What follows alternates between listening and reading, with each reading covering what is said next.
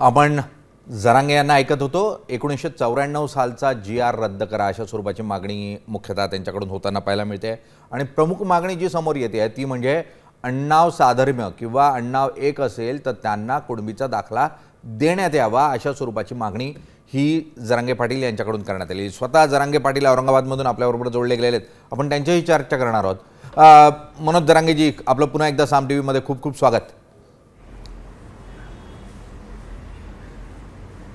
धन्यवाद दादा। मनोजी, प्रश्न पडतोय की अण्णाव साधर्म्य जर असेल किंवा एकच अण्णावाची जर लोकच असतील तर त्यांना कुणबीचा दाखला देण्यात यावा, ओबीसीचा दाखला द्यावा अशा स्वरूपाची जी तुमची मागणी आहे ती प्रत्यक्षात कशी येणार? कारण अण्णाव सारखेच म्हणून कुणबीचा दाखला द्यायचा तर कसा द्यायचा हा प्रश्न तयार होतोय।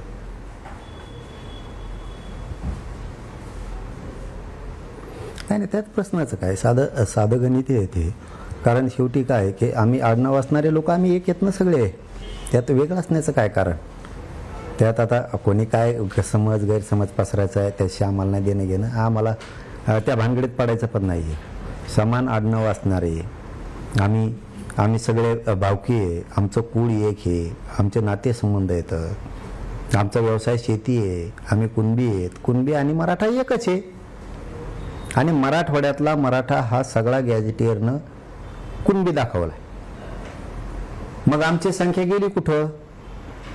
पूर्वी छत्रपती संभाजीनगर जालना हा एक होता, इथं 2.5 लाख कुणबी आहेत, कुठे गेले? 39% बीडमध्ये दाखवलेत, 100% मराठी, हे कुठे गेले? 1,23,000 दाखवलेत, जवळपास 1,54,000 नांदेडला दाखवलेत, हे कुठे गेले? धाराशिवला दाखवलेत। आता isakal.com आहे देशातील नंबर 1 ची मराठी न्यूज वेबसाईट। प्रत्येक अपडेटसाठी isakal.com ला नक्की भेट द्या।